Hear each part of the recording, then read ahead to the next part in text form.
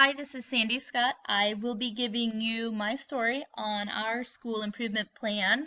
Just a little bit of background knowledge. I teach at a school called St. George Elementary. It's kind of a blanket community of Manhattan, Kansas.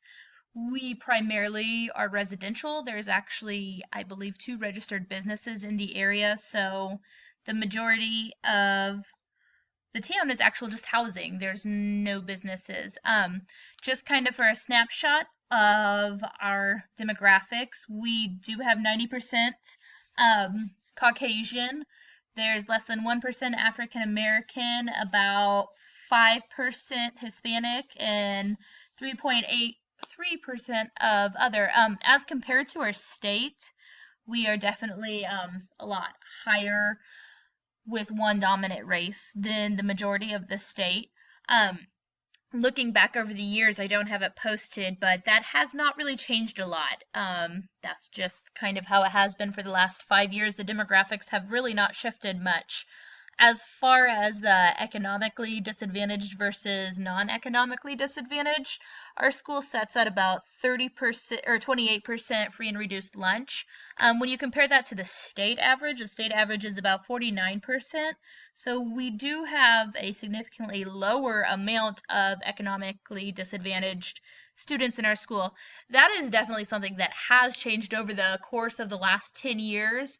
I kind of pulled the report from about 6 or 7 years ago, and St. George was setting at close to 50 to 55% free and reduced lunch. So our demographics have definitely shifted in the area as far as household income. That's definitely something that has changed over the course of time, especially as we have different economic growth happening in Manhattan, and it's kind of shifting towards our community, so to say. As far as our staff is 100% Caucasian. There's not a lot of diversity when it comes to our staff. We do have 2 male teachers in the building, so that offered a bit more diversity, but 100% Caucasian, that is something I would definitely like to change, especially after taking my cultural diversity class, just to offer a bit more perspective to our students and be able to offer our students more as well.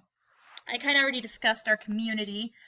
It is primarily residential. We have a post office and actually one new restaurant that is opening, well, our only restaurant. So we really are just residential, and our school is basically the foundation of our community and what its primary focus is. As far as how we do business, I'm kind of actually excited to give this presentation as our school is undergoing a lot of changes with the state of Kansas and shifting how they view basically exactly what we were talking about as far as school improvement planning. We're doing a major shift towards rubrics, and I'm actually part of our building leadership team, so this is very familiar content as to what we've been going through for the last year.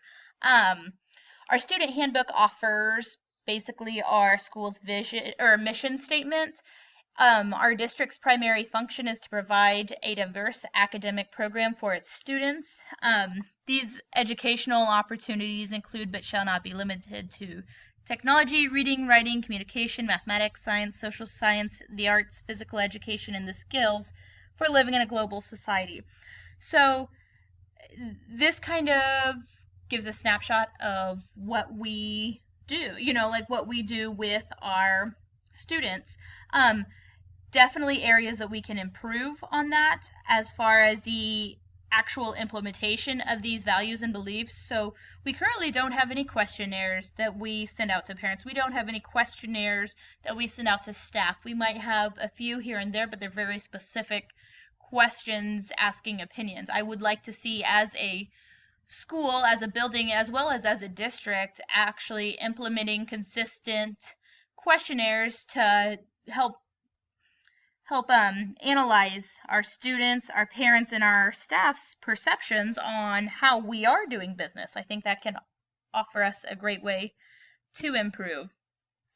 Where we are now, I'm proud of our school, most definitely, on the achievements that we have. This is just kind of a glance of our math results as compared towards the district and towards the state. Level 1 being the lowest, level 4 is exemplary, so level 3 is kind of the goal. This is for math, obviously, in 2016, so as compared to the state, we definitely sit a lot higher than what the state does, less than 10% actually, in the state sitting at 26. At level 2, we're very similar to the state. We're at 35 and they're at 39. The amount of students that we have at level 3 is at 41%, whereas the state is at 24%. And the amount of students that we have in level 4 is at 17, where the state is at 9. So I feel like we're in a very good position right now academically where our students are sitting at. One way that we can use this within our district to compare it to is we have one other elementary school, and so we can kind of use this data to pool together and to collaborate and say, hey, like I noticed your building is a lot higher in this area. What are you doing? Like, what can we do differently? And that's actually something that through our building leadership team and our district leadership team, we have been doing this year and we will continue to do. Just a little snapshot ad reading as well. Kind of a similar story. Feeling confident in where we are at, but definitely always room to grow as well. What ways that we can measure this, because that is just one snapshot of data that kind of gives us an idea as to where our students at. There's so many other forms of data that we can sit down and we can analyze. What I would like to see as a building is to create some form of a spreadsheet to kind of collaborate all these numbers together. Not only our state assessments, but to also bring in the individual assessments that teachers do at the different grade levels. I know first and second grade does what they call a CRT, which is where they sit down individually with every student. Maybe to come up with like a composite number from those, to use that as well as the grade cards they have and the school-wide testing that we implement, such as AIMS testing, Star Reader, Star Math. We all have such amazing data pools and resources. I feel like we just need to bring it all together to kind of weigh it all together to see if we are all seeing the same thing from each and every student. Why do we exist? This is the mission statement that our school provides, and actually I was kind of bummed. It took me a very long time to locate this within our school district. It is not located on our district website, which is something that would be so easy to change, that I intend to get with our technology person to have that published on the front, because this is what every parent, educator, student needs to know. The actual mission statement of our school and of our district is that the Rock Creek School community dedicates itself to educational excellence by helping all students become successful and responsible lifelong learners in a changing global society.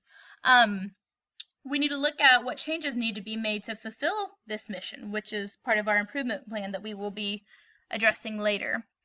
Where do we want to be? This is our overall goal. And as far as our school, we are aligned with the state of Kansas in what their vision is. The state of Kansas's vision is that it leads the world in success of each student. And I think that our goal as a district, and especially as a school, needs to be to lead the state in the success of each student.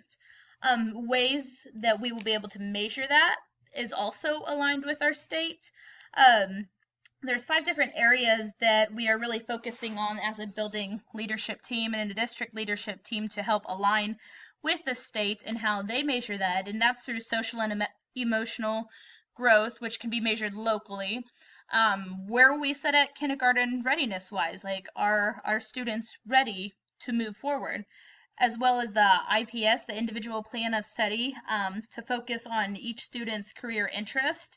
What are our graduation rates, and what are our students doing after they leave our district? These are the things that we want to focus on so we can know what we want to accomplish. These are kind of the goals that we are trying to set for ourselves as a building as well as a district. What are the gaps and how do we fill them? Okay, so this is where it can get a little bit more complicated. I think that a per grade level breakdown of areas not meeting benchmark, whether you are using the state assessment to help answer where those benchmarks are, or whether it's individualized assessments at the primary grade levels that you use to help analyze where these gaps are creating. I think these are all very important things that can help us identify what we're missing, what we need to do differently. Peer mentoring and evaluating is definitely something that is making its way. You're hearing it a lot more. I also feel like it's such a valuable resource. The one thing that I do get nervous with is this: not all educators are receptive to peer criticism and review, so I feel as though it'd have to be something where all students who, or all teachers who are a part of this would have to be on board. But we know what we're to be teaching the best. And so if you have three, first grade teachers, it's going to be far more effective to have them set in, observe, critique each other when they know the very specific standards in which need to be taught.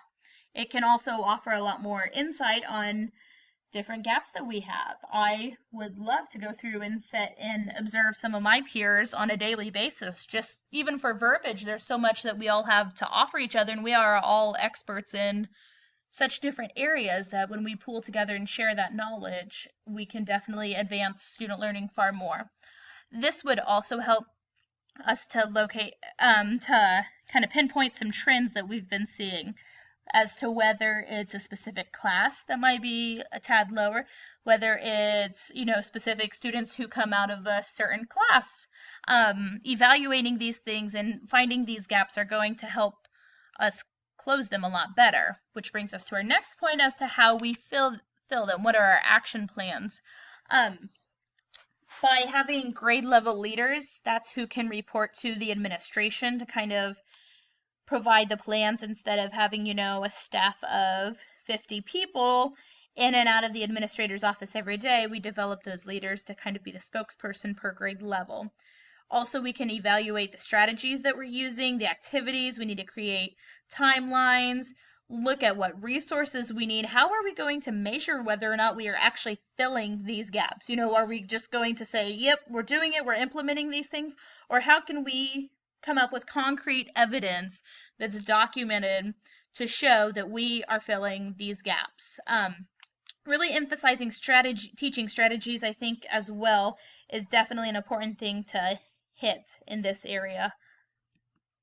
How will we implement? As I spoke about before, the implementation will kind of be relied on through the building leadership team.